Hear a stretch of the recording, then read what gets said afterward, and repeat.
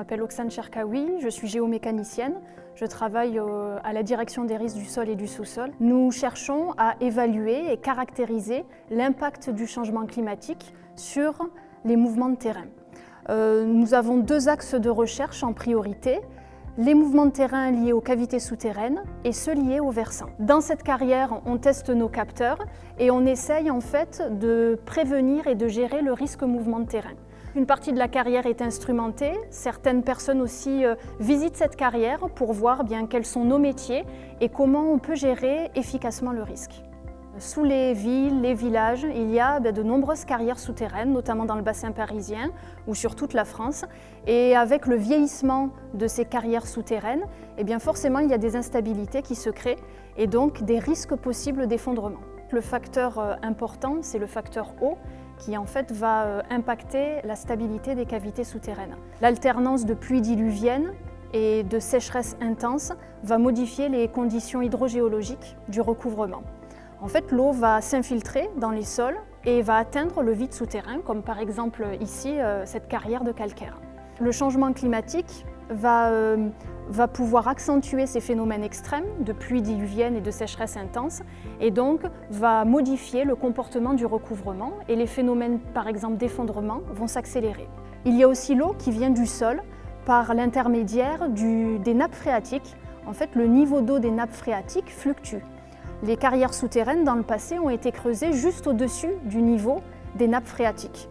Or, le changement climatique va provoquer une augmentation de l'intensité et de la fréquence des battements de ces nappes superficielles. Le résultat, ça va être une succession d'ennoyages et de dénoyages des galeries selon des cycles de plus en plus intenses. On va observer une fatigue des matériaux en carrière souterraine, ce qui va provoquer une perte de résistance des piliers, possiblement une ruine de ces piliers et donc en surface des mouvements de terrain. On dispose de plusieurs capteurs qu'on met notamment dans les piliers des cavités souterraines. Ces capteurs mesurent l'humidité du pilier en temps réel. Il y a aussi des cannes de convergence qui mesurent l'écrasement du pilier et on essaye de faire le lien entre humidité du pilier et écrasement du pilier. En fait, ce type de capteur est mis en place dans de nombreuses carrières souterraines.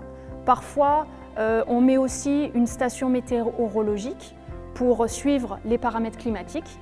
Et en fait, on essaye d'établir le lien entre paramètres climatiques et stabilité ou perte de résistance des piliers.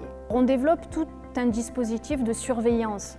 L'important est de surveiller en continu ces cavités souterraines pour savoir bien comment elles évoluent, chaque site étant différent et chaque site étant soumis à des contraintes climatiques différentes.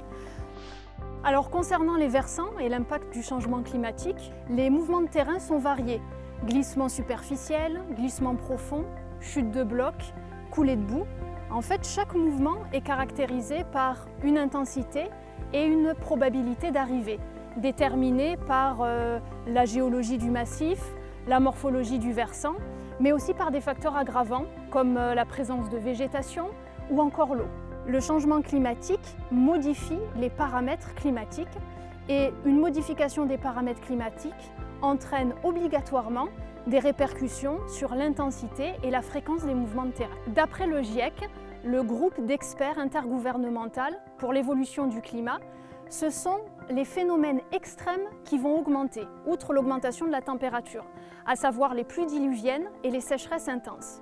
Et justement, à court terme, ce sont ces phénomènes qui ont le plus grand impact sur les mouvements de terrain. Pour prendre l'exemple du milieu montagnard, le changement climatique aura plusieurs conséquences. Une réactivation de la fracturation de la roche, une augmentation des chutes de blocs du fait des contraintes thermiques différentes.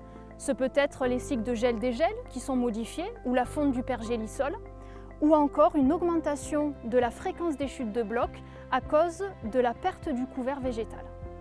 Alors là encore, on surveille ces massifs rocheux en mettant un dispositif d'instrumentation élaboré et on préconise des solutions pour mettre en sécurité ces versants, surtout lorsqu'ils se situent près de grandes agglomérations.